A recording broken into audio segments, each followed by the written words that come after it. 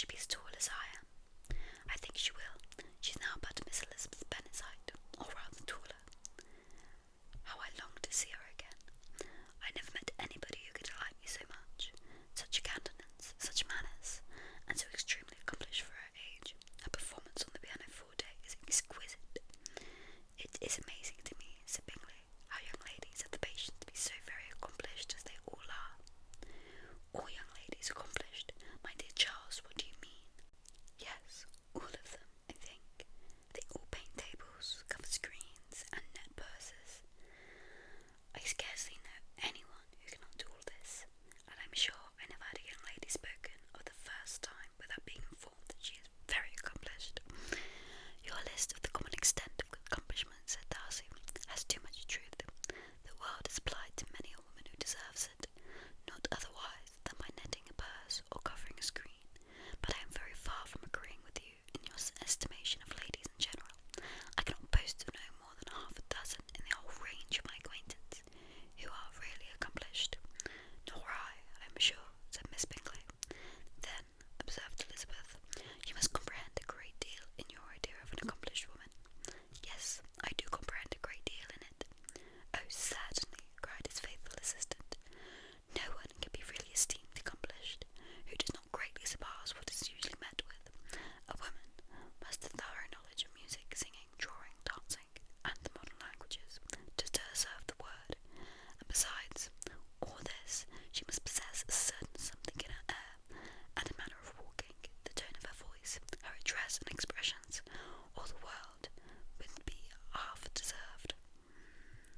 All this she must possess, added Darcy, and all this she must yet add something more substantial in the improvement of her mind by extensive reading.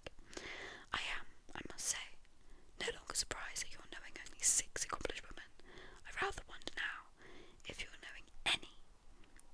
Are you so severe upon your own sex as to doubt the possibility of all this? I never saw such a woman. I never saw such capacity and taste and application and elegance as you describe, united. Mrs. Hurd and Miss Bingley both cried out against the injustice of her implied doubts, and were both protesting that they knew many women who answered this description, when Mr. Hurst finally called them to order with bitter complaints of their inattention to what was going forward. As this conversation was hereby at an end, Elizabeth soon afterwards left the room.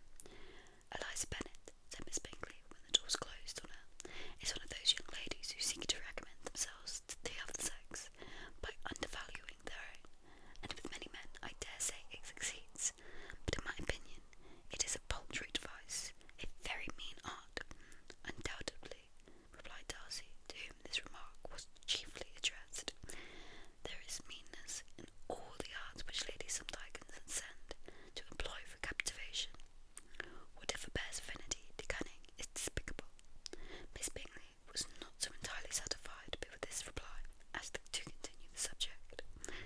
Elizabeth joined them again only to say that her sister was worse, and as she could not leave her, Mr. Bingley urged Mr. Jones to be sent for immediately, while his sisters, convinced that no country advice could be of any service, recommended an apprentice to town for one of those eminent physicians. This she would not hear of, but she was not so unwilling to comply with her brother's proposal, and it was settled that Mr. Jones would be sent for early in the morning. If Miss Bennet were not decidedly better, Bingley was quite uncomfortable.